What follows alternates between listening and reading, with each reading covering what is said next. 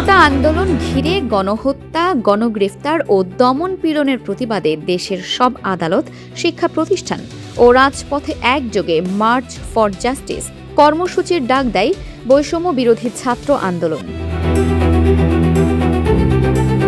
একই সাথে ৯ দফা দাবির সমর্থনে এবং সরকারি শোক প্রত্যাখ্যান করে ফেসবুক প্রোফাইল লাল রঙে রাঙিয়ে সামাজিক যোগাযোগ মাধ্যমে অভূতপূর্ব প্রতিবাদ গড়ে তোলে সর্বস্তরের ছাত্র জনতা।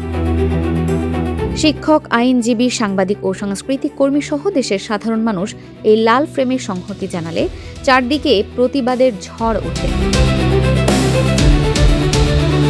অপরদিকে তৎকালীন সরকারের ঘোষিত একদিনের রাষ্ট্রীয় শোকের অংশ হিসেবে অনুসারীরা কালো ফ্রেম ব্যবহার করে এবং সরকারি কর্মকর্তা কর্মচারীরা কালো ব্যাজ ধারণ করেন। তবে বিক্ষোভকারীরা সরকারের এই উদ্যোগকে শহীদের রক্তের সাথে তামাশা হিসেবে আখ্যা দেন।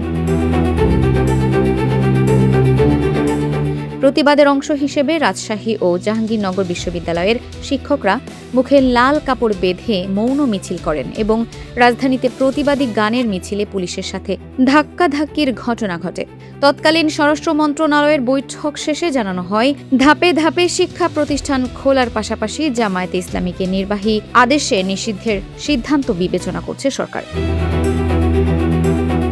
একই সাথে আন্তর্জাতিক চাপ সামলাতে শেখ হাসিনা জাতিসংঘের সহযোগিতা চেয়ে নিরপেক্ষ তদন্তের নাটকীয় প্রস্তাব পেশ করেন।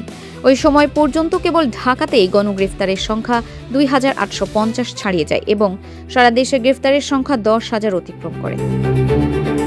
অন্যদিকে ঢাকায় ৭৩টি হত্যা মামলা সহ মোট ২৬৪টি মামলা রুজু হয়। এমন পরিস্থিতিতে আন্তর্জাতিক মানবাধিকার সংস্থা অ্যামনেস্টি ইন্টারন্যাশনাল শেখ হাসিনাকে খোলা চিঠি দিয়ে গভীর উদ্বেগ প্রকাশ করে।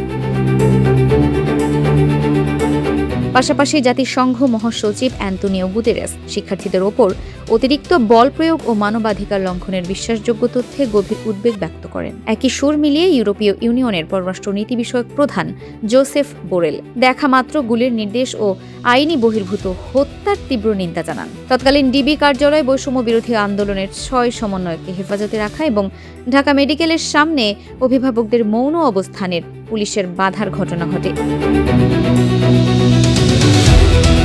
এই সংকটের মধ্যে বিএনপি মহাসচিব মির্জা ফখরুল ইসলাম আলমগীর অভিযোগ করেন, মূল হত্যাকাণ্ড ও সংকট থেকে জনদৃষ্টি সরাতে সরকার দল নিষিদ্ধের কৌশল সামনে আনছে। সব মিলিয়ে দেশ বিদেশের তীব্র চাপ ও গণপ্রতিবাদের মুখে তৎকালীন ফ্যাসিস্ট সরকার চরম অস্থিতিশীল পরিস্থিতিতে পড়ে।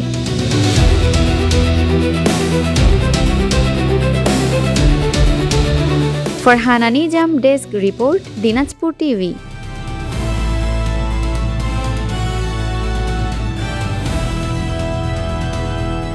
দিনাজপুর টিভি মানুষের জীবনের কথা বলে।